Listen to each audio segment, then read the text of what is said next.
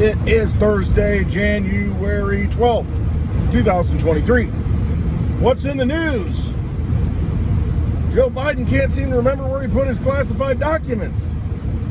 Well, the second batch came out. We hear now that there's a few more documents that were unaccounted for that we're finding. We don't know if they're classified, top secret, all that, whatever. It's the second batch now. And it's starting to feed into that narrative that maybe this is a movie that we're watching. Maybe this whole thing is engineered and rigged, because the mainstream media is actually covering this stuff, which I find, I don't know, pretty interesting, because it's almost as if he's, I don't know, it could be that they just want to throw him under the bus because they don't want him to be president in 2024, his own party, which is also the media establishment. I don't know. Tough to say. But I remember him doing his interview, a few months ago when Trump had the documents at Mar-a-Lago raided, and there was a big scene and pictures leaked everywhere. Now this, it's, well, we happened to find them. It was in November. We didn't want to say anything. Was it during the election time? They just didn't want to say anything, or what?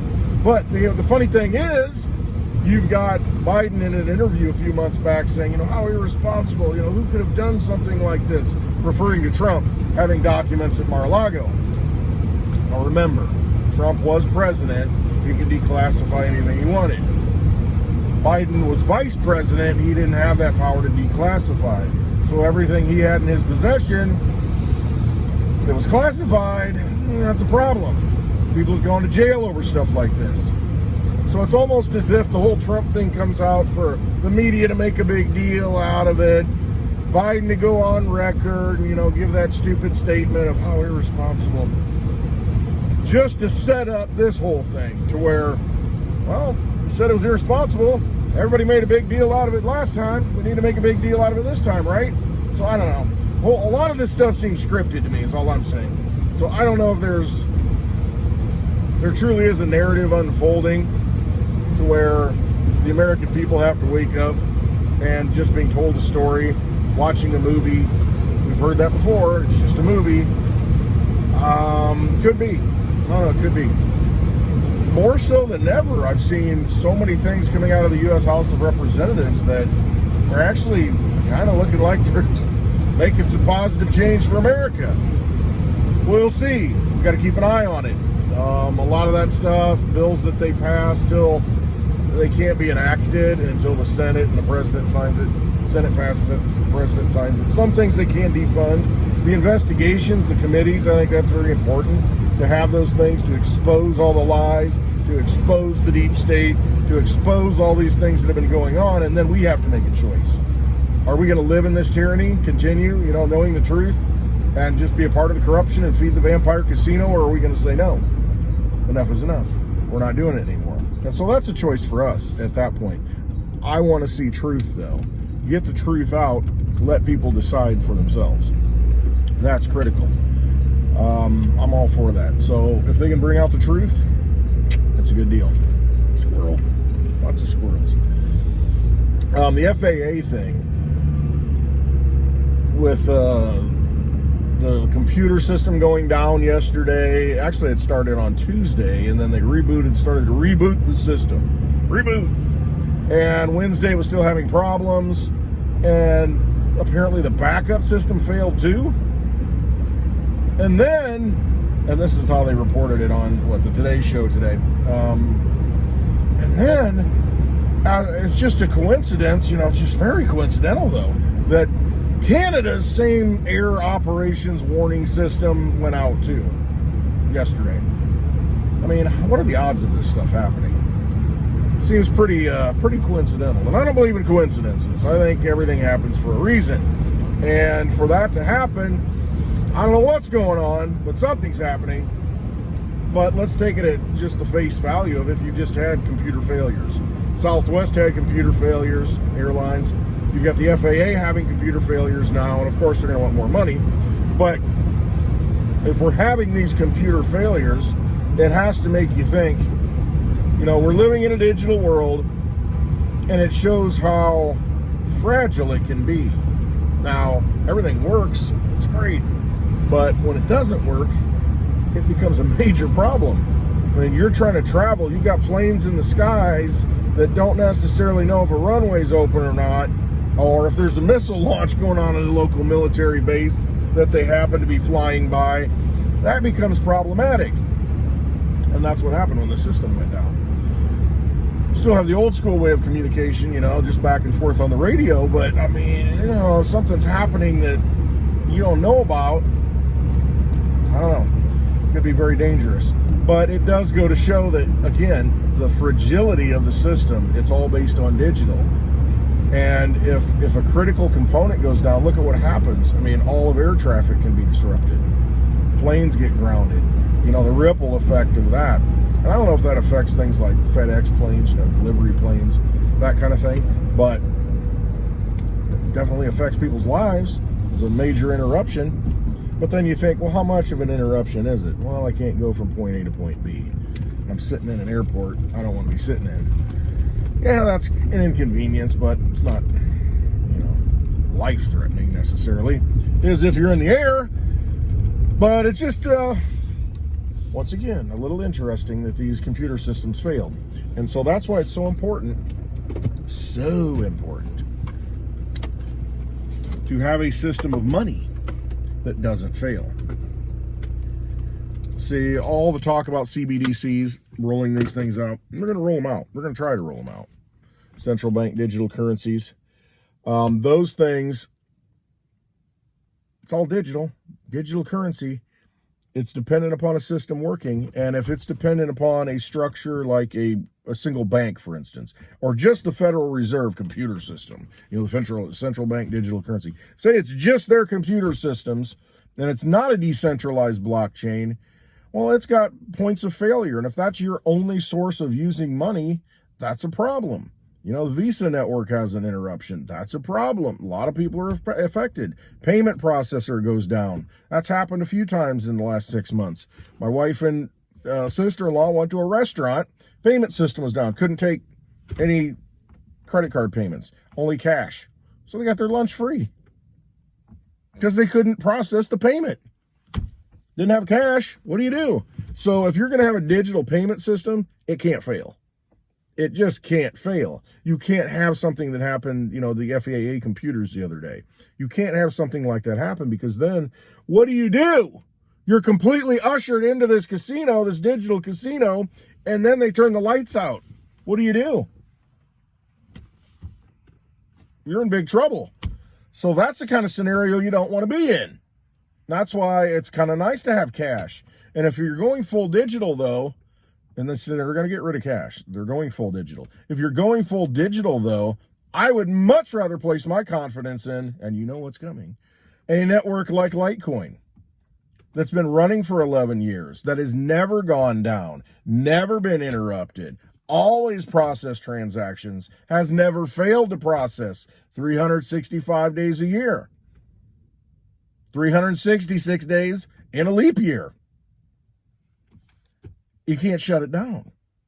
It's proven itself. It's proven the test of time. Digital system running for over 11 years nonstop. No issues.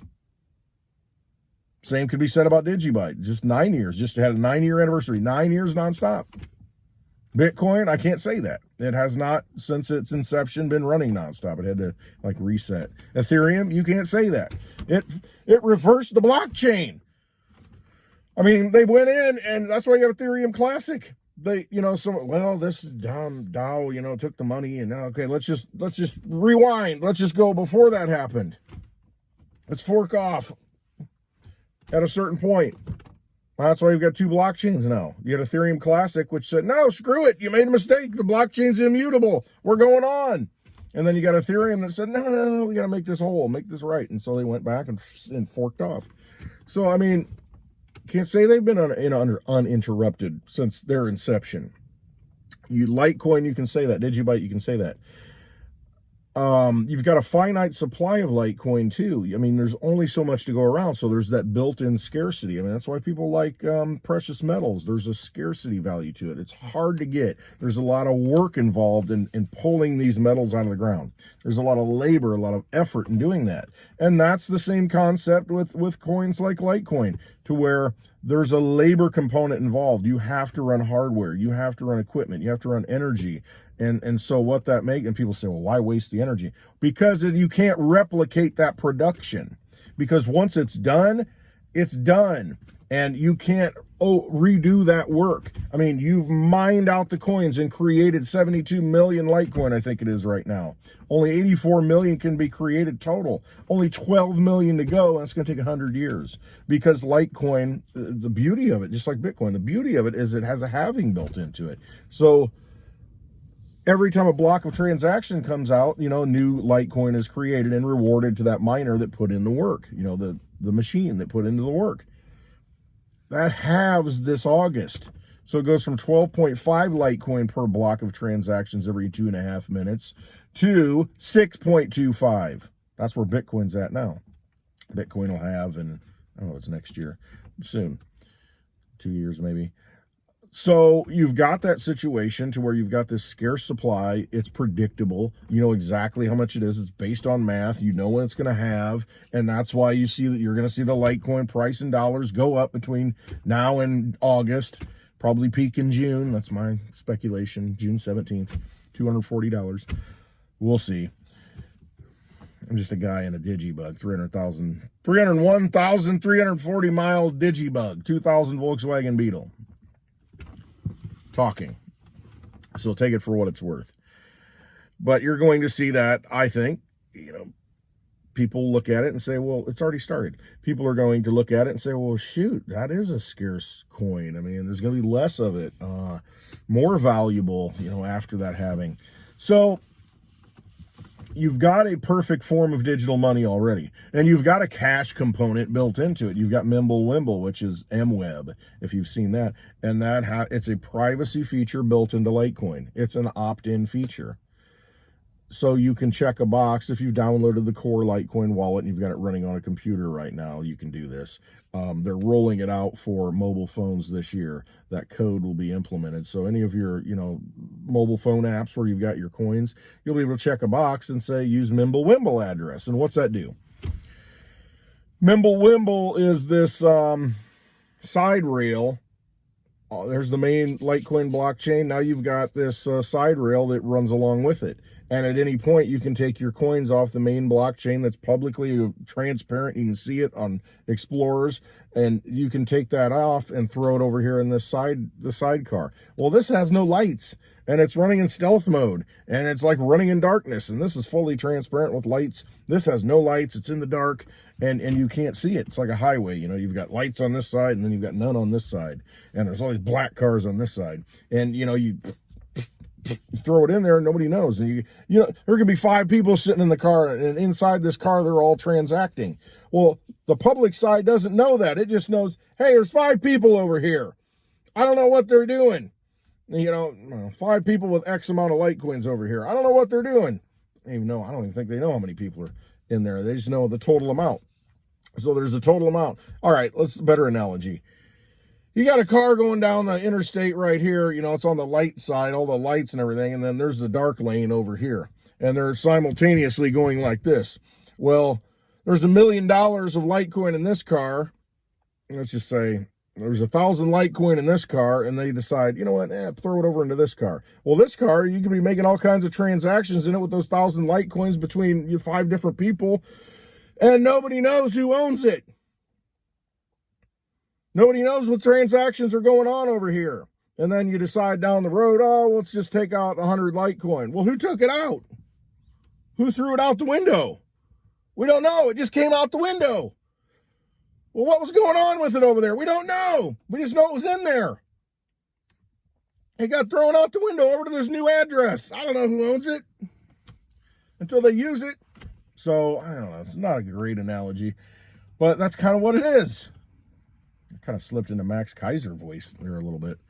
Crazy. Bitcoin only. Yeah, that's the only thing you know. Bitcoin's the only sign of it. Everything's a shit coin. Sorry. Max Kaiser. I don't even want to get into the Bitcoin maximals. Max Kaiser used to like Litecoin. I remember early on, this is probably, I don't know, 2013 or something like, I don't even know what it was. Maybe before that. I don't know. But he was talking about Litecoin. He says, oh, the next thing to really look at is Litecoin. And it pumped like 40, 50 bucks. This is in the early days.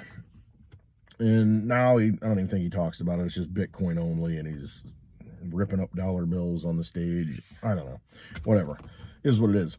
But Mimblewimble allows, it's like digital cash. That's basically what my point was. You can transact with it. Nobody needs to know. You can put it in an envelope and, walk into a, whatever, a room without the lights on, you got a party, like a surprise party. Like, oh, surprise, happy birthday, that kind of thing. So there's that dark room until the lights flip on with all those people are standing in there. Well, all those people could have a bunch of Litecoin. And they're in there, transacting value. And nobody knows they're doing it. That's the Mimblewimble room. Nobody knows they're doing it. They just know that they took in, they don't even know that. I mean, it's hard to, okay, let's see. It's a bootleg poker game. I'm just trying to think how to do this analogy. So you got this casino, and you all get poker chips, and there's 84 million poker chips, just like Litecoin. 84 million Litecoin chips. And you've got all the poker tables sitting out there, and everybody's shooting craps, roulette wheel, this and that, whatever. Doing that.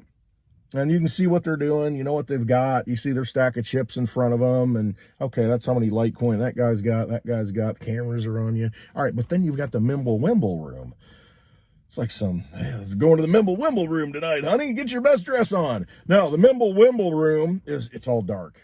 They've got people in there, and, you can exchange your chips and put them in pockets and this and that. And when you go in, they know how many chips you have. Everybody, it's accounted for. They know how many chips are in that room. Problem is, you're in there exchanging chips, and you can walk out with the chips. Nobody knows how many chips you have when you come out. They don't know until you take them and put them on the table. And that's on the public blockchain again. The transparent public blockchain. But on that Mimblewimble room, the Mimblewimble blockchain, that side of it, in the same casino, nobody knows. They know how many chips go in. They know how many chips go out, but they don't know who has the chips. I don't know. Another way to get your head around it. I don't know if I'm giving the best analogies on this. I'm just trying to hit different, something's going to strike somebody and say, oh, okay, now I get Mimblewimble. Okay.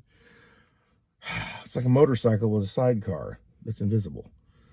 And then he comes back up. Anyway, travels along with the regular blockchain.